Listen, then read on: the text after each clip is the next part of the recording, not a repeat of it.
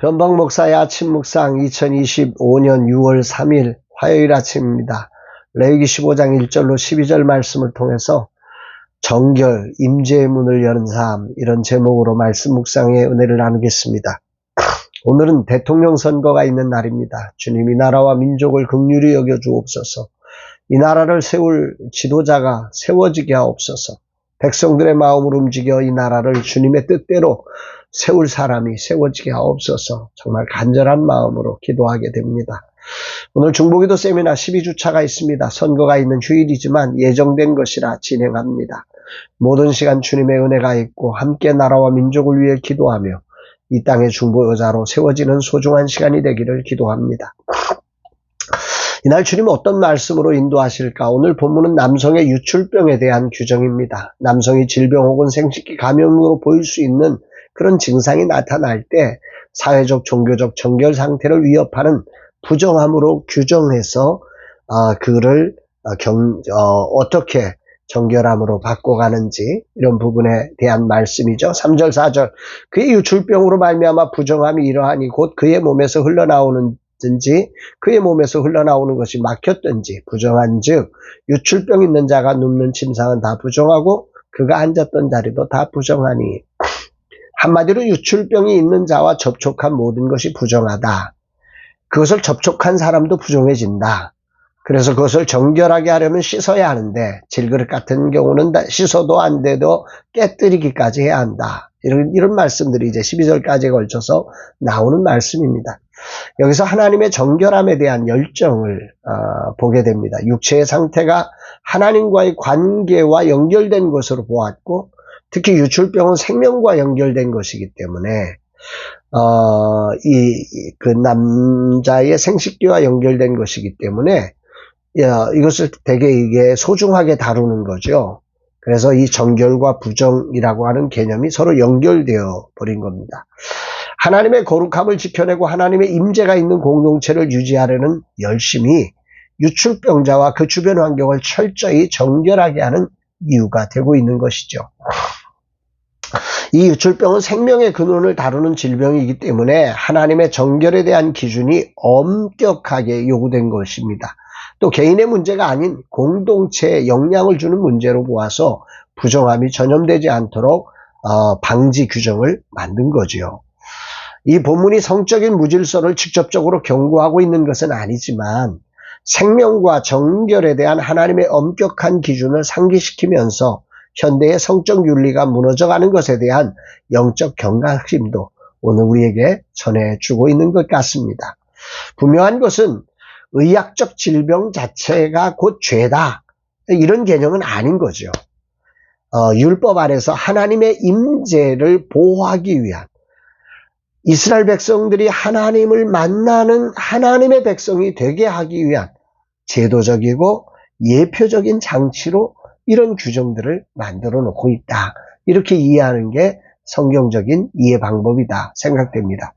가장 중요한 초점은 당시 유출병의 처리로 옷을 빨고 물로 씻는 것이나 접촉하지 않는 수동적 해결책, 그러니까 당시에 있었던 그 해결책이라는 것은 수동적 해결책이었다는 거죠. 옷을 빨고 물로 씻고 접촉하지 않고 이렇게 하는 것이. 그런데 궁극적으로 예수 그리스도는 오셔서 예수 그리스도를 통해서 온전한 속죄와 정결을 예표하는 사건으로 이 사실을 우리에게 알려주고 있는 것입니다. 우리 안에 부정함은 단순히 외적인 씻음으로 해결되지 않고 오직 예수 그리스도의 피로써 정결하게 속죄함을 받게 되는 거죠. 그리고 히브리서 9장에서 이 정결함의 목적은 살아계신 하나님을 섬기게 하려 함이라. 그러니까 이 모든 목적이 그런 거예요. 우리의 정결함이 필요한 이유, 그건 하나님의 임재 아래 사는 삶을 살기 위해서 여기에 있는 거죠. 과거의 정결의 목적이 정결함이 수동적 정결이었다면 이제 예수 그리스도 안에서 우리의 정결은 능동적 정결이라는 거죠. 하나님을 섬기는 거룩하고 헌신된 능동적 삶이 곧 정결이다. 이렇게 우리는 연결시켜서 이해를 해야 합니다. 대통령 선거와 중보기도 세미나가 있는 날 주님은 내게 무엇을 말씀하시는 것일까? 하나님은 언제나 거룩한 자에게 임재하십니다. 이 규정은 영원한 규례지요. 다만 구약은 물로 씻고 기다리는 것, 수동적 이 정결함을 추구하는 예표로서의 한계가 있지만 지금은 예수님의 피를 힘입어 하나님 앞에 나아가 죄를 자백하는 이 자리를 통해서 끝나는 게 아니라 더 나아가 거룩한 삶을 살아감으로 정결을 지켜내는 능동적 정결의 시대를 우리는 맞이하고 있다. 이렇게 말씀을 하는 거죠. 예수님의 보혈이 우리의 죄악을 씻는 완전한 기름을 믿는 믿음에서 비롯된 참된 회개가 우리를 정결하게 하는 첫 번째 기준이겠죠. 그러나 거기서 멈추지 않고 이 과정에 우리 안에 보이지 않는 죄악에 대한 철저한 돌이킴이 있어야 할 것입니다. 그러나 그것은 하나님의 임재는 거룩한 삶을 통해서 유지되는 것이지 그냥 씻어졌다고 끝나는 게 아니라 그 씻어진 자리는 정결의 출발점이다. 그래서 그 자리로부터 이제 정결한 삶을 통해서 이 정결을 유지해가는 능동적 정결이 예수 그리스도의 오늘 우리가 살아가는 시대에 필요한 정결이다. 이렇게 우리는 생각해 볼 수가 있습니다. 정결은 이제 수동적 율법이 아니라 하나님의 임재를 가능하게 하는 필연적 요소이고 거룩을 번지게 하는 출발점이다. 이 정리를 우리가 하면서 오늘 본문을 묵상을 해봅니다.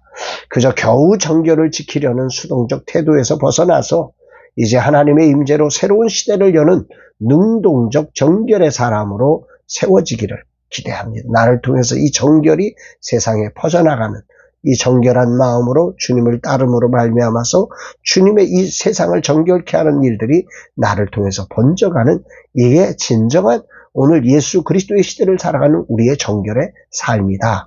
이렇게 볼 수 있습니다.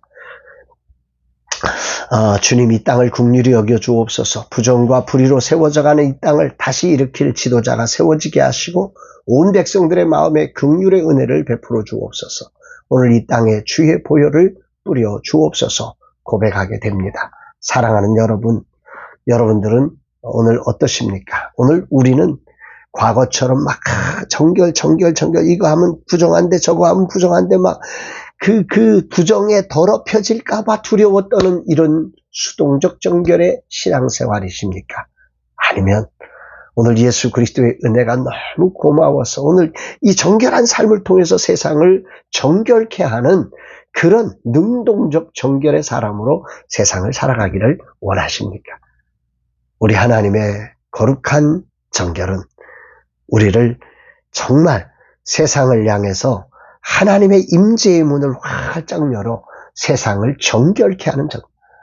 다른 사람이 나를 부정하게 할까봐 막 사람도 제대로 못 만나고 하는 그런 수동적 정결에서 벗어나서 오늘 우리가 하나님의 사람이고 하나님의 생명이 우리를 통해서 흘러가 나를 만나는 모든 것을 정결케 하는 능동적 정결의 사람임을 기억하면서 이런 놀라운 삶을 살아가는 우리 모두가 되기를 정말 주님의 말씀에 순복돼서 정말 하나님의 나라를 만들어가는 우리 모두로 오늘 복된 날 되시기를 주의 이름으로 축복합니다. 사랑합니다, 여러분.